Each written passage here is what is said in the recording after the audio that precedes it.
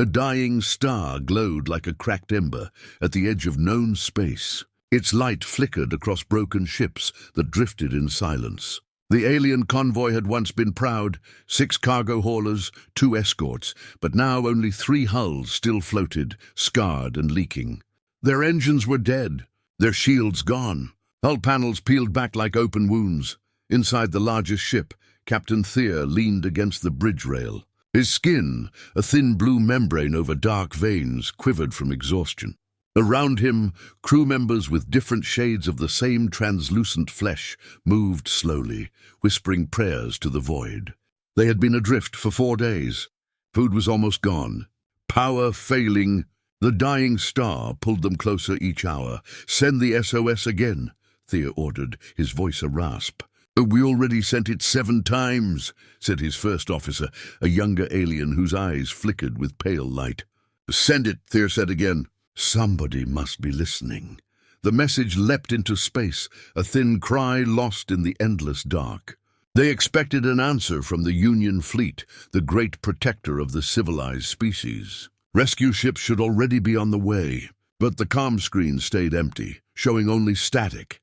Then the static changed. It began as a low hiss, then a rhythm. The sound of a heartbeat mixed with a far-off roll of thunder. The bridge lights dimmed. Monitors flickered. On one display, something appeared, a blip at the very edge of range, moving fast. "Too fast. What is that?" whispered the first officer. No one knew. The Union used standard signals, clear and calm. This was different. This was like something alive crawling along their comm lines. Thier's crew stared at the monitors. The blip grew larger, closer. Sensors tried to read it, but data scrambled. Only the shape came through. A long, dark vessel with angles that bent the light. Its course was direct, its acceleration impossible. "Union fleet?" someone asked. "Too small," another said. "Too fast. It's coming straight for us," the first officer said.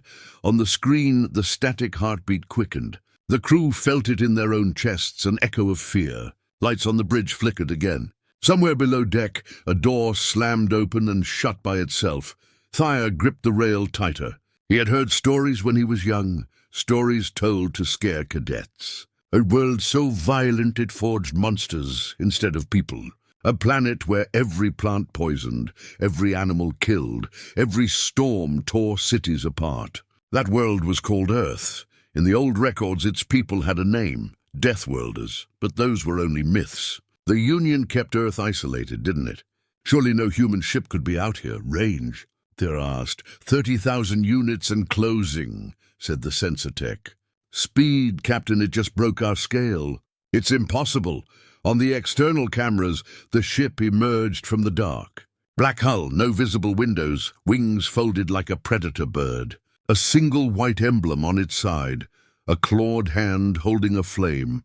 The heartbeat static vanished, replaced by silence so deep the crew's own breathing felt too loud. Then a voice came through the comm, not the smooth tones of the Union translators. This was rough, low and slow.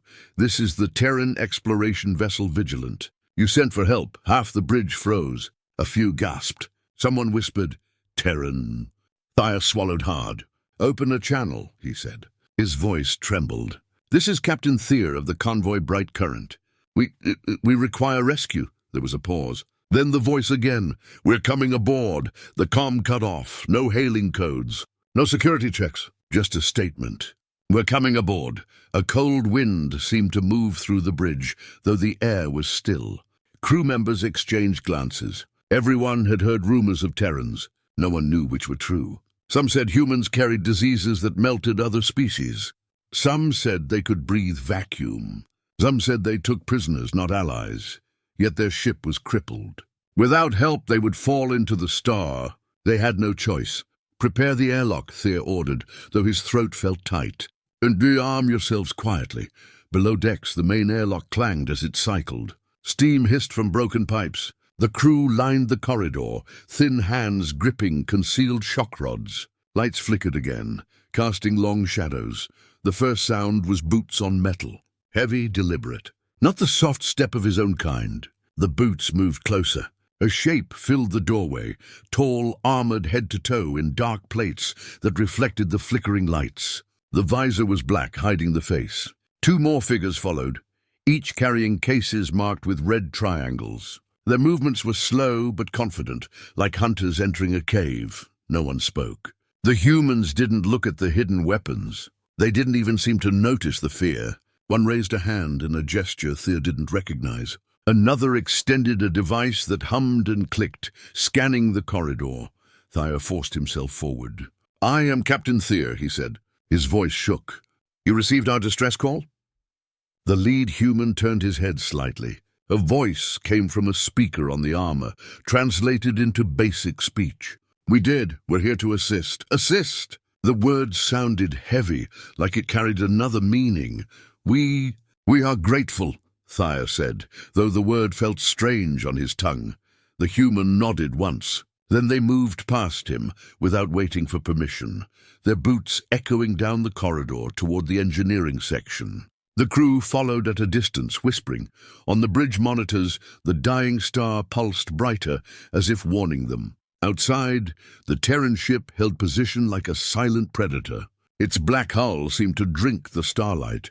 Inside, the humans opened their cases. One pulled out a small cylinder, pressed it to a console, and streams of code ran across alien screens. Another injected a glowing fluid into a power conduit. Systems hummed back to life. Engines flickered.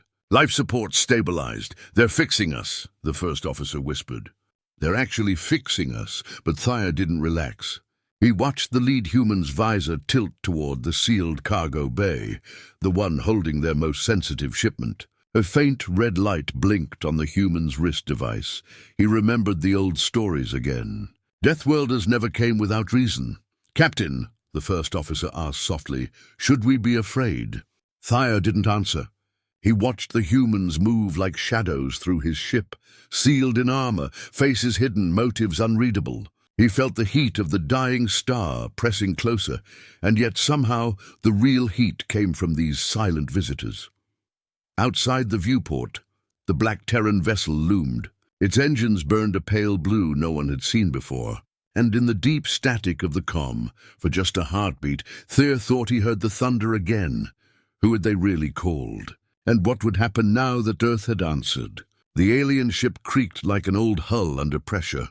Deep inside, behind sealed bulkheads, crew members moved in slow silence. They whispered the same words over and over: Deathworlders, humans, Terrans, as if the name itself might summon danger.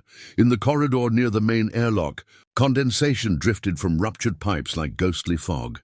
Floor panels vibrated under heavy boots. The sound echoed through the ship. Thump, thump, thump, each step deliberate and slow. Not a rescue team's light jog. A hunter's approach. Captain Thea stood at the end of the corridor. His skin quivered against his uniform, muscles too tight to relax. He'd ordered his crew to hide their shock rods and blasters, but he saw their hands twitch anyway. Everyone felt the same crawling fear. The humans were inside now, 3 figures, tall, armored from head to foot in dark plates marked with faint white symbols. Helmets sealed, visors black as midnight. The armor hissed with tiny valves, a sound like an animal breathing. No faces, no eyes, no way to read intent. The lead human held a long, flat case in one hand. The other hand rested lightly on the belt where a tool, or maybe a weapon, hung. Behind him, the second human scanned the walls with a small, round device that chirped in pulses. The third human moved with easy confidence, setting down a heavy pack as if it weighed nothing. No one spoke at first. The corridor seemed to shrink around them. Lights flickered. Only the hiss of the human's suits broke the silence. Then the lead human raised a gloved hand in a slow motion. A strange gesture, fingers apart, palm outward. A greeting. A warning. Captain Thea swallowed. Thank you for coming," he managed to say. His voice sounded thin even to his own ears. The suit's speaker crackled. A deep voice answered. "Status of wounded?" "We have many injured," Thea said. "Our medbay is failing." The lead human nodded once. "Take us there, not a question." A command. For a heartbeat, Thea considered refusing. This was his ship, but his engines were dead. his people dying, and outside the dying star pulsed like a heartbeat ready to burst. He turned and led them down the corridor. As they walked, alien crew pressed against the walls to let them pass. Some stared at the humans' boots, afraid to look up. Others whispered old stories of Earth, a world of storms, poisons, and predators. The humans did not react. They moved like shadows, their armor whispering against the metal deck. When they reached the medbay, the humans paused at the threshold. Inside, wounded aliens lay on stretchers, translucent skin gone pale, eyes dim. The smell of failing life support chemicals hung heavy. One human pulled a thin wand from a case. Blue light flickered at its tip. He walked from patient to patient, scanning silently. Another human opened a pouch and drew out small vials of clear liquid. Without hesitation, he injected the first alien. The patient gasped, back arching. Monitors spiked. "What are you doing?" They demanded. "Stabilizing," the human said simply. The alien's breathing eased. Color crept back into his skin. A second patient received the same shot and went still, eyes closing in calm sleep. The crew murmured. They had expected pain, not healing. Still, Thyer noticed how the third human stayed near the door, visor always tilted toward the sealed cargo bay down the hall. A small device on his wrist blinked red every few seconds, watching. "Marking, Captain," his first officer whispered. "Why are they here?" "This is not a rescue team," Thyer couldn't answer. He watched the lead human press another cylinder to the medbay console. Alien script flickered, replaced by human code. Their systems began to reboot under Terran control. Within minutes, the medbay stabilized. Life support strengthened. Emergency power surged through the ship's veins. The humans moved with the speed of long training, no wasted motion. In another time, it might have inspired trust. Here, it only deepened the unease. Finally, the lead human spoke again. "We've patched your core systems. Engines next. Your ship is in a dangerous orbit." "Yes," Thyer said carefully. "We are grateful." The visor tilted toward him. "Your cargo bays are sealed." Why? Thayer's hearts beat faster. "Because they are damaged," he lied. "We have nothing you need." The human didn't argue, just turned and gestured to the others. "Engineering." They left the medbay as suddenly as they'd entered, boots echoing. Alien crew stared after them, a mix of relief and dread. Thyer followed a few steps behind, the first officer at his side. "They're helping," the officer whispered. "Why am I still afraid?" "Because," Thyer thought, "they are Deathworlders. Help may be the first move of a hunter." In the engineering section, sparks floated like fireflies. Broken panels hung loose. The humans strode straight to the main reactor. One knelt, pulling a tool from his belt. A tool that unfolded like a blade, but glowed with cold light. Another attached cables to the conduit. Systems hummed back to life. Through a side viewport, the alien crew saw the Terran ship still floating nearby. Its black hull reflected the dying star's light. It looked less like a rescue vessel and more like a predator waiting for the right moment to strike. The lead human straightened. "Power restored. Engines online. You'll have thrust in 5 minutes." Thyer forced a smile. "That is very kind." Again the visor tilted toward him. "We respond to distress calls," the voice said. "We don't leave people to die." Then the human added, softer but still audible, "Even when they're hiding something." Thyer felt his throat tighten. His first officer stiffened. The humans turned away and began gathering their equipment. Alarms chirped on the bridge. The star's gravity well was deepening. They had maybe 2 hours before they would be pulled past the point of no return. But somehow that danger felt less immediate than the 3 armored figures walking his decks. Outside, a faint tremor of static crawled back across the comm lines. Not from the star, not from the ship. From somewhere else, far away but closing, the first officer whispered, "Captain, if these are Deathworlders, what happens when they see what's in our cargo?" Thyer stared at the sealed bay door. It pulsed faintly with warning lights, as if echoing the question. He remembered again the old stories told to frighten cadets. Earth's people survived because nothing frightened them. They came not as saviors, but as forces of nature. And now they were here, walking his halls. He straightened his back, trying to hide his fear. "We will see," he said quietly. For now, let them work, but inside his heart pounded. Because he already knew, help from Earth was never simple. And once Deathworlders were on deck, nothing stayed secret for long. The alien ship drifted in uneasy silence. Engines hummed again thanks to the Terrans, but the sound felt less like safety and more like a countdown. Every corridor echoed with heavy boots and low murmurs. Deathworlders were not just visitors anymore. They were everywhere. In the medbay, a faint blue glow pulsed beneath a patient's skin where the human serum had entered. His translucent hands trembled.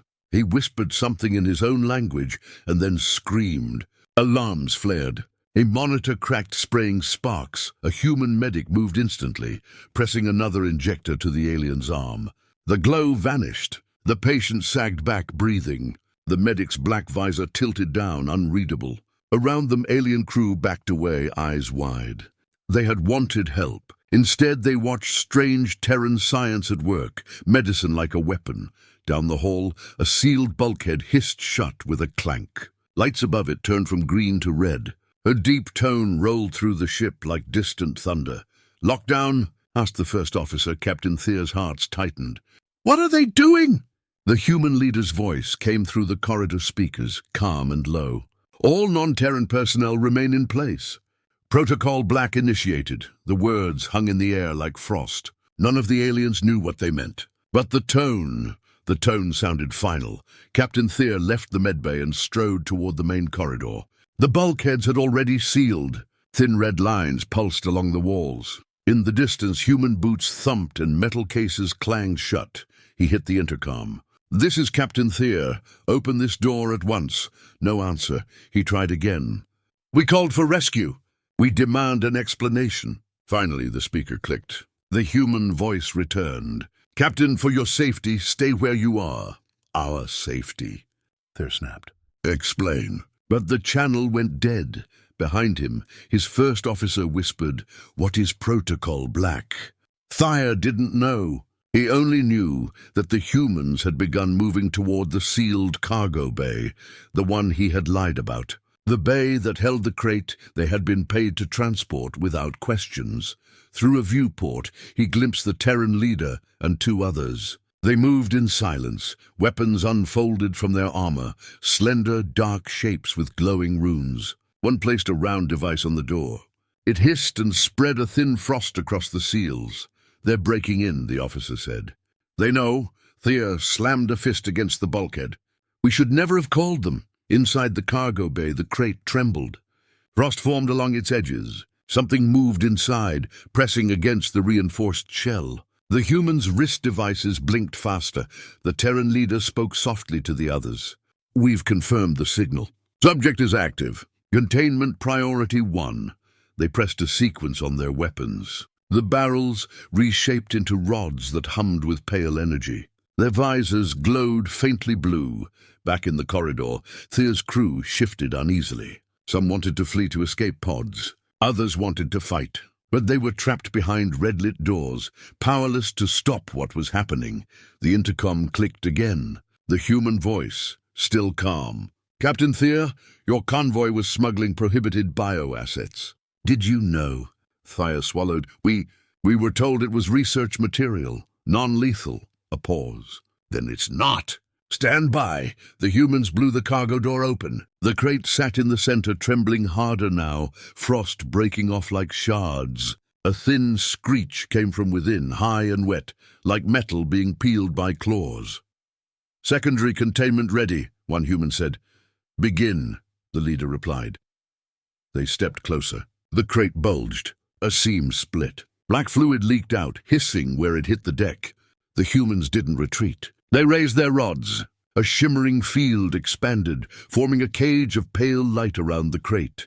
Captain Thea watched through the viewport, breath shallow. He had heard of Union quarantine units taking hours to set up such fields. The Terrans did it in seconds, no fear, no hesitation. Then the leader tapped his wrist device. "Command Vigilant. Protocol Black engaged. Specimen located and contained. Request immediate extraction path." A new voice crackled back, colder, distant. "Confirmed. You are authorized full discretion." The leader's visor tilted toward the crate. We'll neutralize if necessary. Thyer backed away from the window. His officer grabbed his arm. Captain, what are they going to do? I don't know, Thea whispered. But they are not here just to help. The crate split again, revealing a glimpse of something slick and multi-limbed. Eyes like molten silver blinked. The thing screeched, rattling the deck. The human's field flared brighter. One Terran spoke quietly, subject awake. Another, ready, phase 2. The leader, do it. A pulse of white light filled the bay. For an instant, everything froze, creature, crate, even the frost in the air. Then the light winked out. The thing inside went still. Stasis achieved, a human said. The leader turned, looking up at the hidden cameras. Through the viewport, Thea felt the gaze even through the black visor. Captain Thea, the speaker clicked again. Your ship is stabilized. The asset is secure. You will continue to your destination under Terran escort. What asset? Thea demanded. What did you just do? The voice stayed calm. You don't want to know. Then the channel closed. Around Thea, crew whispered in fear. Some cried. Others stared at the sealed bay door as if it might burst open. Outside, the Terran ship Vigilant drifted closer, its engines glowing a pale, unnatural blue. Its silhouette against the dying star looked like a blade. Inside, the humans moved with silent efficiency, sealing their equipment, marking data, scanning the creature. They didn't speak much. When they did, their voices were low, like predators murmuring to each other in a language prey couldn't understand. Thyer felt his heart's pound. He had wanted rescue. He had received something else. He thought again of the stories from his training days. Deathworlders who walked where others died, who fought monsters the Union wouldn't even name. Now those stories stood on his deck, running a secret protocol whose name alone carried dread. Protocol Black. He looked at the sealed bay, then at the stars outside. The ship was moving again, engines alive, but it no longer felt like his. It felt like a stage set for something larger, something Earth had planned all along. The first officer whispered, Captain, what will they do with us? Thea didn't answer. He just stared at the humans through the glass as they packed their strange weapons and scanned the sealed crate. In the reflection of the window, his own pale face looked like a ghost. Earth had answered their call. But the real question was, what price came with that answer? The dying star groaned. Waves of light rippled across the void, brighter and sharper than before. Solar flares stretched like claws, reaching for anything caught in its pull. The crippled convoy trembled as the star's gravity deepened, pulling them closer to fire. Engines hummed weakly, but even with the Terran's repairs, it would not be enough. Not against the star, not against what was coming. Captain Thea stood on the bridge, watching the monitors. The dying star filled the screen, its surface boiling with eruptions. Each flare looked like a hand reaching to drag them under. Then another sound cut through the ship, a shrill alarm, not from their systems, but from the Terrans. A red icon flashed across the monitors. Unknown signatures, multiple. Ships, the first officer whispered. His voice shook. A fleet. Dots appeared on the sensors, dozens of them breaking through warp shadows like sharks rising from dark water. They moved fast, closing on the convoy. Union ships? Thyer hoped. But when the images sharpened, his heart sank. These weren't Union. These were scavenger warships, spiked and jagged, painted with the blood symbols of raiders. Pirates who had destroyed the convoy's escorts. Now they had returned to finish the job. They'll cut us apart, a crew member whispered. Before Thyer could respond, the comms flared alive. The calm, low human voice filled the bridge. Remain at your stations. Do not engage. Terran Command will handle this. The word sounded simple, almost casual. But outside, the enemy fleet kept closing. 20 ships, 30, maybe more. The convoy had no weapons left. The Terran vessel was small, a single shadow against an armada. The first officer leaned close. Captain, one ship cannot stop them. Thea didn't answer. Because deep inside, he already knew Deathworlders didn't come without a reason. And if the Terrans had chosen to stay, they had a plan. The plan began now. The Terran vessel Vigilant drifted ahead of the convoy, silent and still. It looked fragile compared to the raider fleet, just a single blade of black steel against a storm of fire. On its hull, panels shifted. Antennas unfolded like insect limbs, pointing straight at the dying star. Strange devices glowed pale blue, humming with energy. Inside the alien ship, crew members watched in terror. "What are they doing?" "That star will collapse," the human voice returned. "Stand by. Trap sequence in motion. Trap sequence." The words echoed like a curse.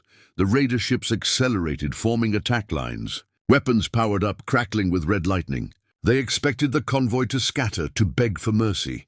Instead, the convoy stayed silent, frozen in Terran lockdown. Then the star itself began to change. The Terran devices pulsed, triggering a chain reaction in the unstable star. Flares arched higher. Radiation surged. A magnetic storm spread outward like a tidal wave. The raiders didn't notice at first. They were too focused on prey, but the Terrans noticed everything. "Wavefront in 20 seconds, said the calm voice. "Brace for shock." On the bridge, Thea gripped the rail. His crew huddled in silence. The monitors flared with static as the star erupted in violent arcs. The raider fleet entered firing range, then the storm hit. The magnetic wave slammed into them, tearing through shields like paper. Engines sputtered. Weapons flickered and died. Ships spun out of formation, colliding with each other. A dozen raiders broke apart instantly, shredded by the star's fury. The convoy shook, but the Terrans had anchored them with hidden graviton clamps. The alien ship trembled, but held. Thea's crew gasped as the impossible unfolded. The Terrans hadn't fired a single shot. They had turned the dying star itself into a weapon. On the comm, the human voice spoke again, calm as ever. Phase 1 complete. Initiating harvest. Panels on the Vigilant opened, releasing drones shaped like dark arrows. They darted into the chaos, attaching to crippled raider ships. Explosions followed. The drones weren't salvaging, they were destroying, burning every trace of the raiders to ash. "Harvest?" Thea whispered. His throat went dry. The first officer stared at the monitors. "Not rescue, cleansing." More raiders tried to flee, engines flaring weakly. The Terran vessel moved for the first time. Its thrusters lit with blue fire, launching it through the wreckage like a predator chasing wounded prey. It fired beams of compressed energy, silent, bright lines that cut ships apart in single strokes. One by one, the raiders vanished. Ash and sparks. Nothing left but silence. Minutes later, the star calmed, its rage spent. Only wreckage drifted in orbit. The convoy still lived, and only one Terran ship floated in the dark, untouched. On the bridge, no one spoke. The crew simply stared at the monitors, unable to breathe. They had seen Union fleets struggle against half as many raiders. The Terrans had destroyed them in minutes, using a star as a weapon. Then the comm clicked again, convoy secured. Threat neutralized. Proceeding to next objective, that was all. No pride, no explanation. Just cold fact. Captain Thea finally found his voice. "You saved us," he said softly, but no one answered. The Terrans had already moved on, sealing their strange devices, preparing for whatever came next. The first officer whispered, "Captain, we are not their mission. We are passengers in their war." Thea looked at the sealed cargo bay, at the crate that had nearly burst. He thought of the humans' words, "Protocol Black." He thought of how the Terrans had used a star as casually as a tool. Passengers, yes. But for how long? Outside, the Vigilant glided ahead of the convoy, its black hull glowing faintly in the star's dying light. For the first time, Thea realized what it truly was. Not a rescue ship, not an explorer, a weapon. And Earth had just shown the galaxy what kind of weapons Deathworlders built. Darkness filled the convoy. The glow from the dying star faded behind them, leaving only cold space and the silent Terran ship gliding ahead. No more raiders, no more explosions. Only quiet, but inside the alien bridge no one felt safe. Every few minutes a short tone came from the comm. A human voice, calm, low, unreadable, told them to hold position, to wait. No explanations, no destination, just orders. Captain Thea sat stiff at his console. His claws tapped against the metal. In every Union story, Earth's people were dangerous. They fought harder, survived longer, adapted faster than anyone else. But those stories always ended with a choice, ally or enemy, rescue or conquest. Now Thea wasn't sure which one they were living. A door hissed behind him. The first officer entered, pale under his grey skin. "They have locked all docking clamps from their side," he whispered.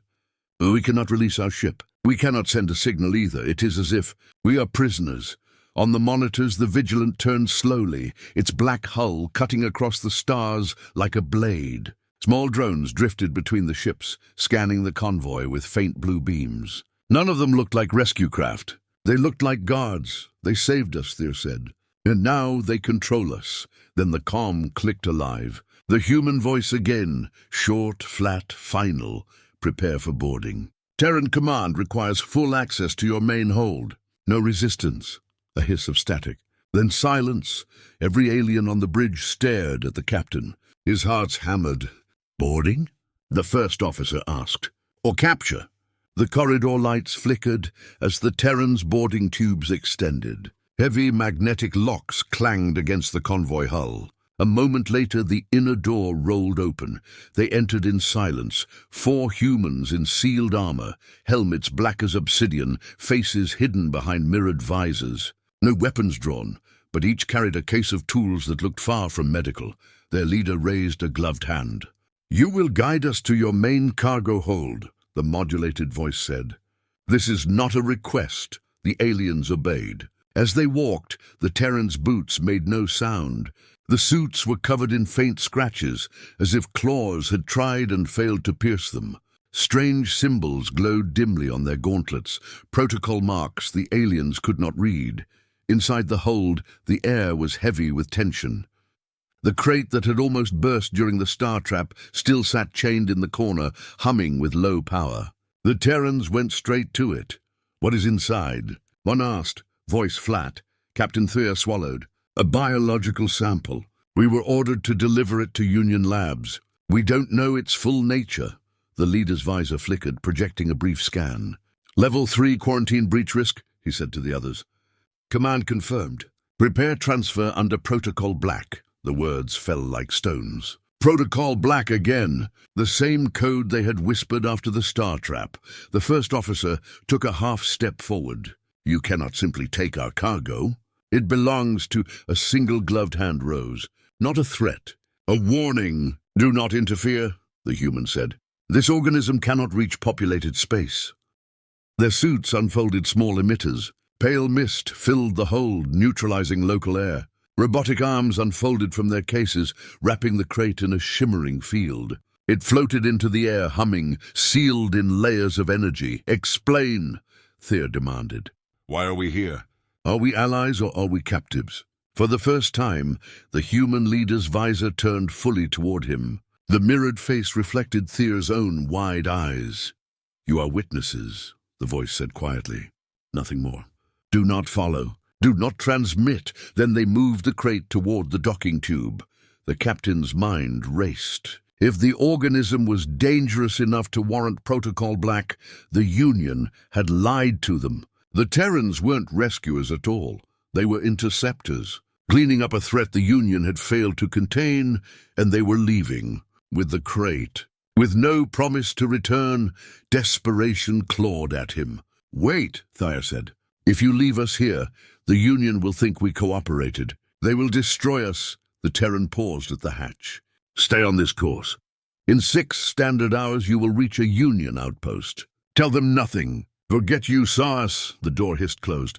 The magnetic locks released. The Vigilant drifted free, turning away into the dark. On the bridge, silence fell like a heavy curtain. The first officer finally spoke. "Allies or captives?" They stared at the fading shape of the Terran ship. "Neither," he whispered. "We were tools, and now we are witnesses." Outside the viewport, the Vigilant fired its engines, disappearing into the void, carrying its secret cargo and its unreadable crew.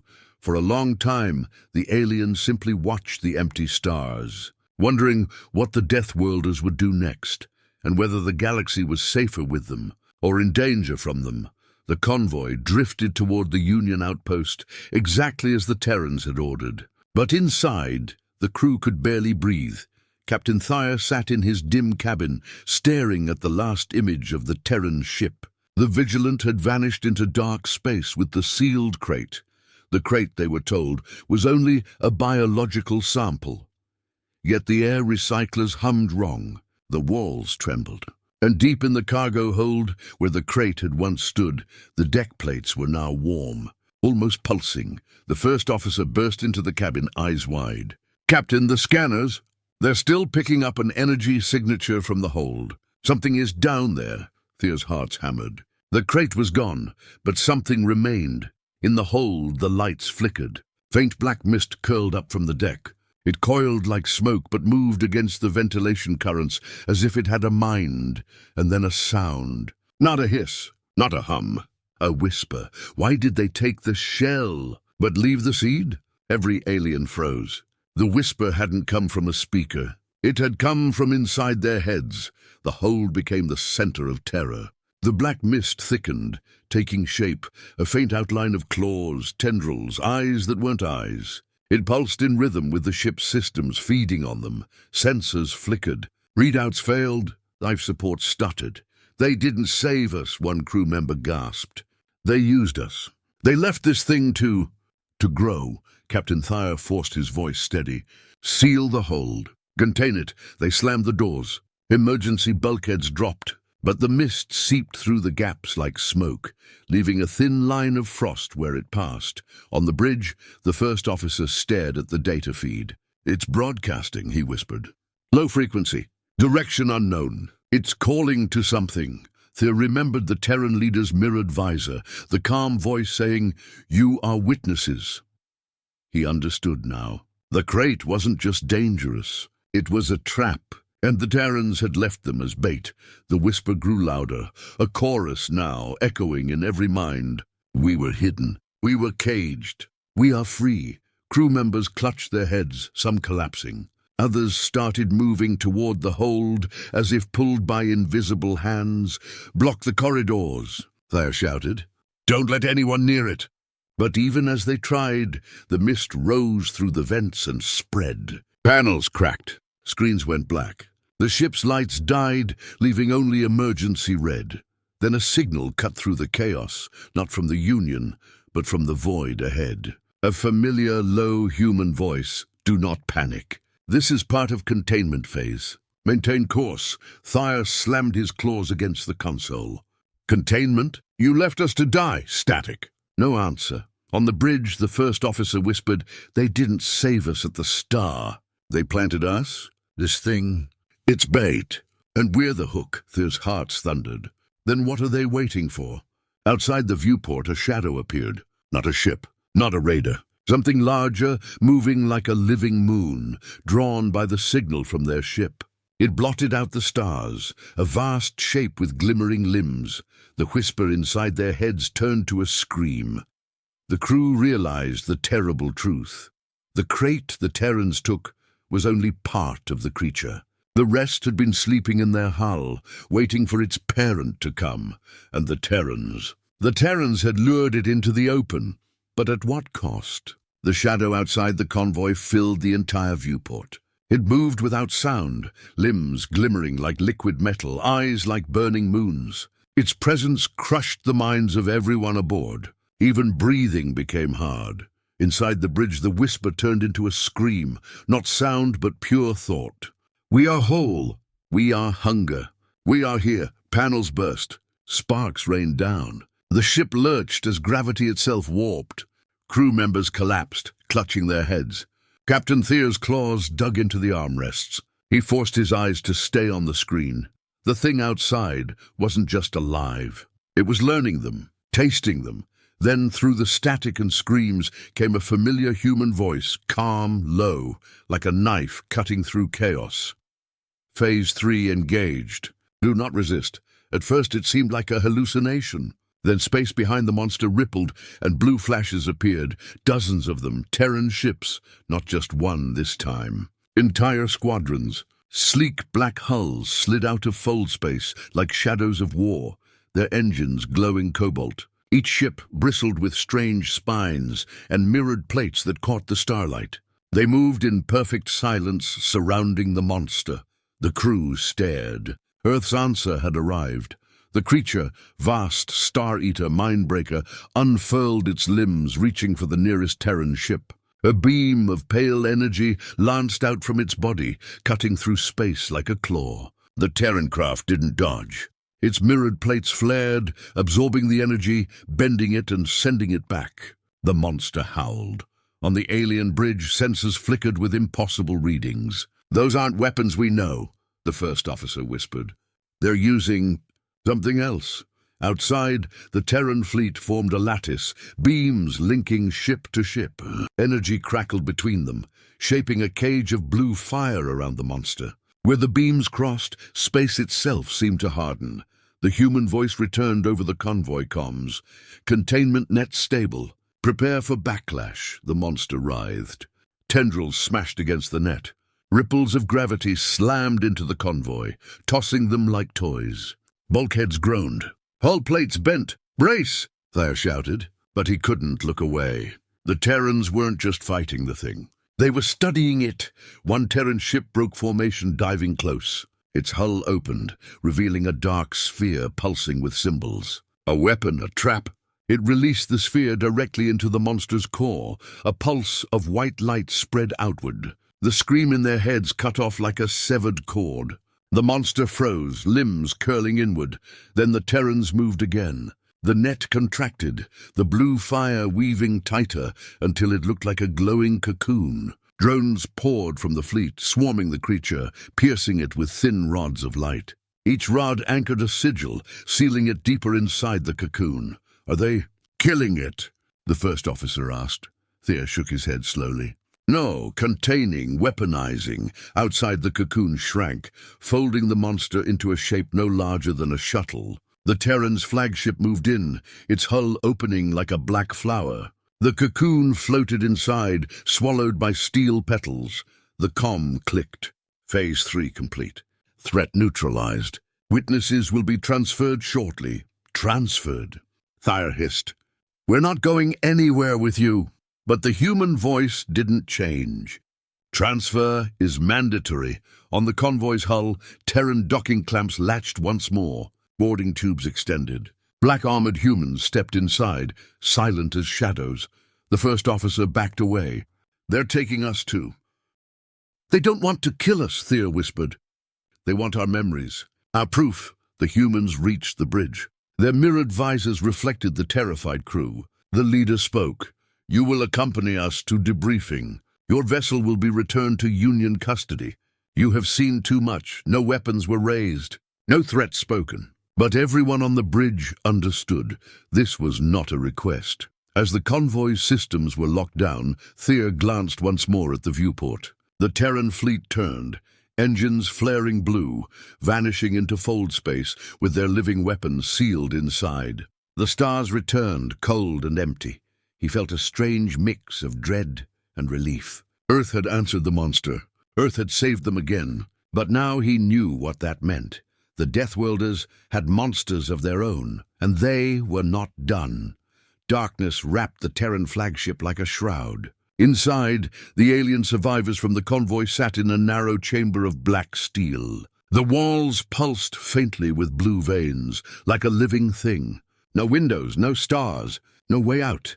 Captain Thayer's claws scraped the bench. Every Union tale about Earth had been true, danger, cunning, power, but none had mentioned this, the feeling of being studied from the inside. The door hissed. 2 humans entered, armor-sealed, mirrored visors reflecting the aliens' wide eyes. Between them floated the cocoon that held the monster, smaller now, but still pulsing. Its whisper tickled the edge of every mind. "Containment stable," one Terran said in a flat voice. "Begin witness briefing." "Briefing," the first officer spat. "We are not your soldiers. We were rescued." The Terran tilted his head slightly. "You were bait," he said calmly. Rescue was collateral. The words landed like a blade. The aliens froze.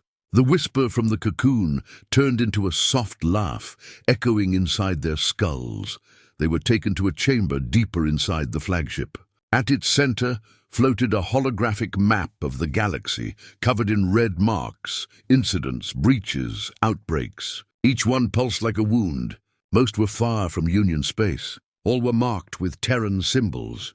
"You asked for help," the Terran leader said, voice still calm. What answered was Earth's Emergency Containment Division. "We do not patrol. We respond." The hologram shifted. It showed the convoy's route, the crate they had been carrying, the hidden seed in their hull. Layers of data peeled away like skin, revealing a vast network of infections, parasites, and rogue biotech created during the old wars. "This organism was classified," the Terran said. "It escaped Union custody once before. It devours systems from the inside. You were chosen as a vector to draw it out." Thyah's hearts pounded. "Chosen? By who?" "By your own government," the Terran replied. "They signaled us quietly. You were expendable." The room went cold. The first officer trembled. "You're saying the Union used us?" The visor's mirrored face gave no answer. Only the monster's whisper, faint and mocking. "Used, fed, freed." Another human stepped forward, placing a small device on the table. It pulsed once, erasing the whisper from their minds. Silence fell, heavy and clean. "You will be returned," the leader said. "You will say nothing. You will live. That is our gift." Thea stood slowly. "And if we speak?" The Terran tilted his head again. "Then you call Earth on purpose." For a moment no one breathed. The implication was clear, a warning, not a threat. No one called Earth by accident, and those who did twice might not survive the answer.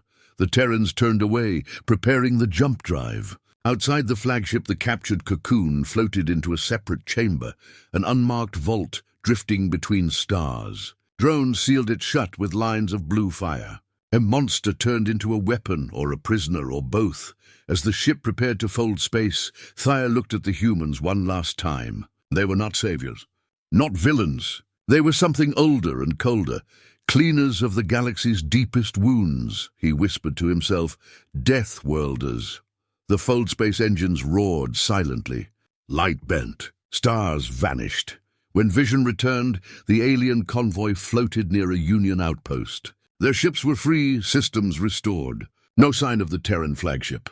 Only a single data crystal on the captain's console, black, unmarked. The first officer picked it up.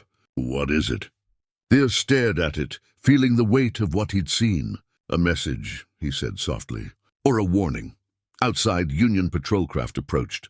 Comms lit up. Questions came fast. Where had they been? What had happened? Where was the cargo? Thea closed his eyes. He heard again the Terran's calm voice. "You will say nothing. You will live." He opened the comm and spoke, voice steady. "We lost our escort. Pirates attacked. We survived. Nothing more. The patrol accepted the story. The Union outpost welcomed them. To everyone else, it was over. But in the quiet of his cabin, Thea knew the truth. He had seen Earth's answer to monsters. He had been part of their trap. And now he carried a secret, heavier than any star. He looked at the stars outside the viewport, so calm and cold. Somewhere out there, the Deathworlders moved unseen, hunting things the Union couldn't even name. And he knew one thing above all. No one called Earth by accident.